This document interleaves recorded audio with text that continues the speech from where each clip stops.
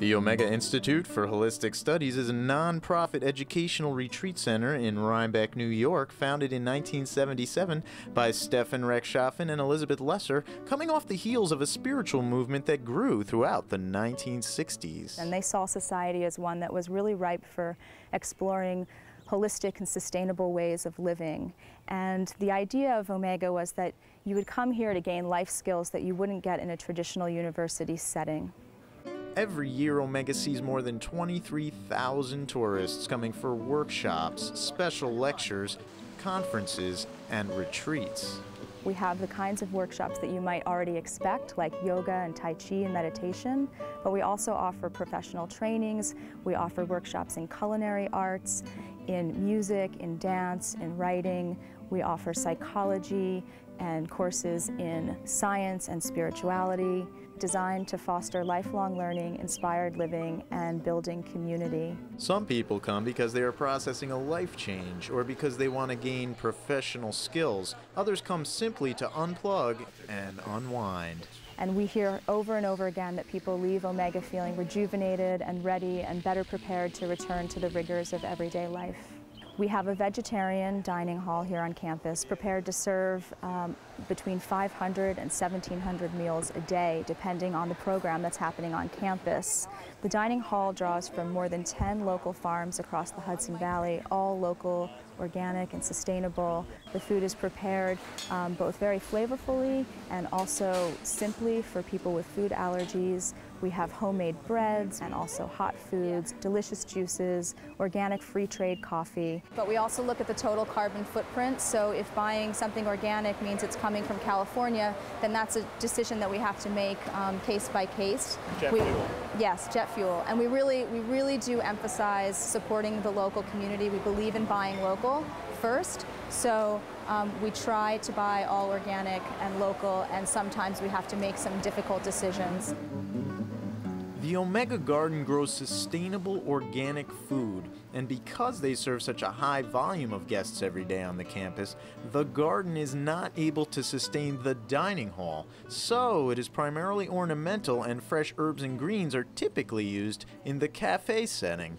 The Omega Cafe is a place that we address like people who want to eat meat, we have meat here. People who want some French fries, we have them. People really come here to talk about stuff, you know, after their workshops, or those of us who work here after our work day, you know, and it's an engaging place. Sustainability is one of Omega's core values and how we look at our relationship to the planet and to each other. Efforts on campus are quite significant. We have just built the Omega Center for Sustainable Living, one of the greenest buildings in America. The primary function is to reclaim the water used on campus. The way that the Omega Center for Sustainability purifies the water, reclaims the water that we use on campus, anywhere from 20,000 to 50,000 gallons of water a day, is done by what's called an eco-machine. An eco-machine is essentially a natural process that uses nature's way of purifying water. You work with microorganisms and plants, and the wastewater literally goes through those, and the microorganisms digest the wastewater and transform the wastewater, and the plants use it for nutrients in their growth. So essentially, we're as close as possible to saying that we are in total balance with the water usage. Now, I'm standing next to this wastewater. This is about, I would say maybe 18 to 20 hours old, and you'll notice that it looks clean, there's no odor to it, and that's all been done with no chemicals and zero energy because of the solar panels on site. It's actually glorified biomimicry. It's a way of looking at the process that nature uses every day and learning from that and utilizing that embedded intelligence to address some of our significant issues. Skip told me another reason the building is here is because Omega wants people to come into a container. What's the Omega container? How do we do this thing that's called experiential learning and personal transformation and cultural transformation, all of these things? And a lot of it is done by the container that those teachings happen in. And so what happens is when you have an environment that demonstrates sustainability and you bring people into it and they're living in it, it becomes part of what they are, and they look at things differently when they leave. And that's that transformation moment. When you stand in here and you think of wastewater and you think brown and nasty, and then you turn your head and you look here and you see flowers growing, okay? That's the transformation right there, and that happens all the time with people on a personal level on campus.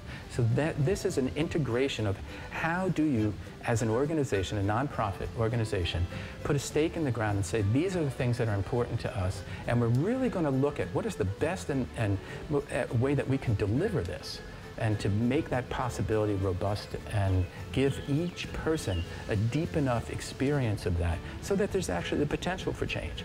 Because we're in a narrow window. We're in a window that allows us a certain amount of time to look at these issues before it's too late. There's an acceleration that's happening. And in that acceleration, there's a moment for us. And this is that moment. And so how we can understand how to deal with that moment so that it's not overwhelming and causing anxiety and stress in our lives, but that there's a way to understand our relationship to that and our responsibilities in it is a lot of what this center is about.